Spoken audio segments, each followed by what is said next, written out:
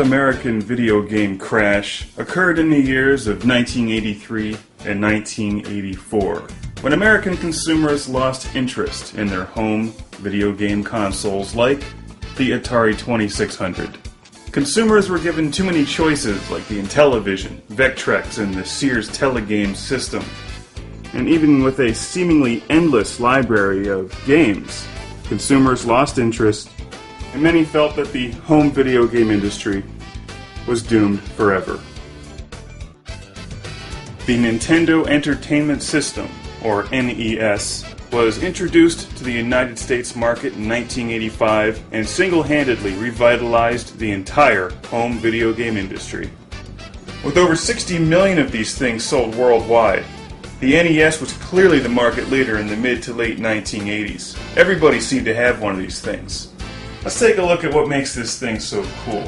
Now, back in the day, I was actually an Atari 7800 man because my parents said I could have one video game console, and I went with the Atari 7800 because I had an Atari 2600 previously.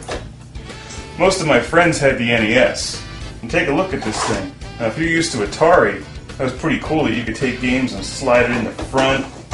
Had a little thing you could push down, shut the door, which served no real purpose, but it looked cool. Hit the power button, and admittedly it worked somewhat better than the Atari 2600 or 7800 from that standpoint.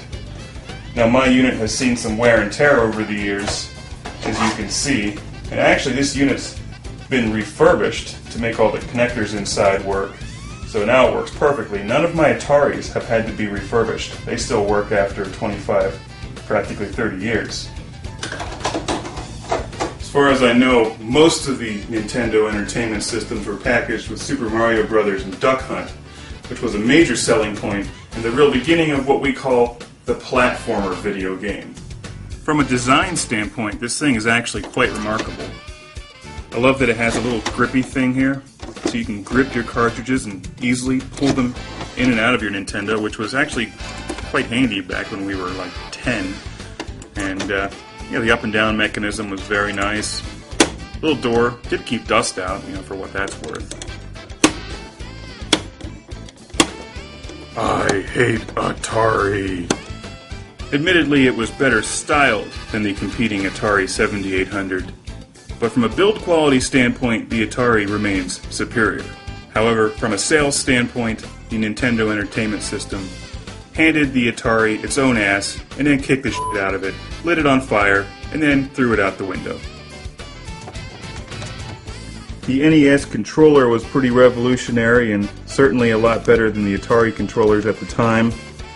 First time I'd ever seen a gamepad like this. We had a little thumb pad here, select, start, A, B buttons.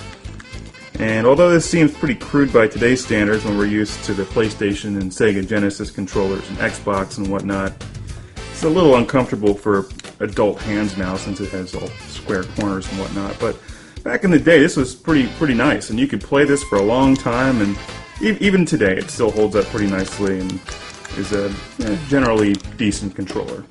Not the best one out there, but far from the worst either. In fact, the worst controller is the American Atari 7800 controller, which just sucked. Now let's look at the business end of the NES. This is the power cord, and unlike the Ataris, this thing gave you two different options on how to send your audio and video signals to your television. You could either use the old school RF adapter, which would send the audio and video over one cable together into your television. And this was by far the worst way to do this and gave you pretty low quality, which is a shame because that's all the Ataris had. But this thing also gives you some outputs on the side that go directly into your television. Now, most TVs back in the day had a mono sound, not stereo. Today we have stereo televisions for the most part, and you can get a splitter which will send your mono audio signal into the left and right channels. Now, it won't be stereo per se, but you'll at least get mono on the left and right speakers. And this thing has pretty remarkable audio and video for a 20-plus-year-old game system. So, Nintendo certainly deserves a lot of praise for designing this very well. One of the things that made Nintendo games so cool is that they came with their own little sleeves. so you could take the game out of the sleeve to play it, put it back into the sleeve for safekeeping. It provided some protection from the elements. Now, not only were the Nintendo games much larger than the competing Atari 2600 and 7800 games, but they seemed more important in a way because they had to be protected by this rugged plastic sleeve. No video game system is worth squat without a library of video games to play on it.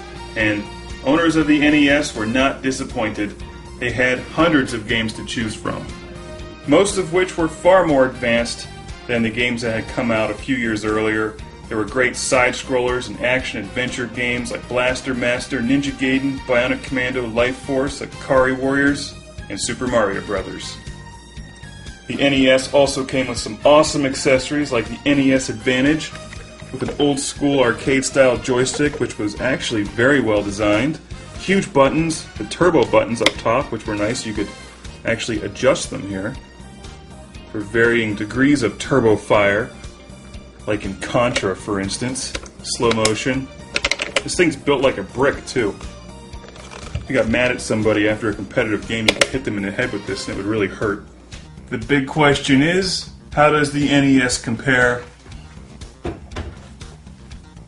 to the Xbox 360? The NES and the Xbox 360 actually share many things in common. For one thing, they both have exterior shells that are made of a light-colored plastic. Both have exceptional styling, but somewhat questionable build quality. Many people have complained about their Xboxes breaking.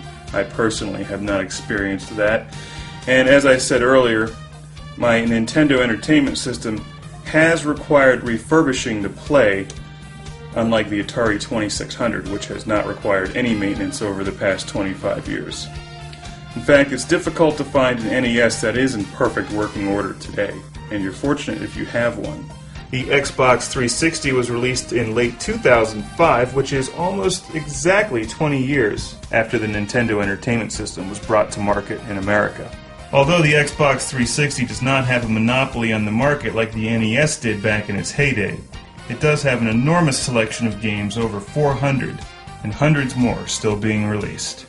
Although it's difficult to find an original gray NES in perfect working order today, people are still making replica systems that play the games perfectly.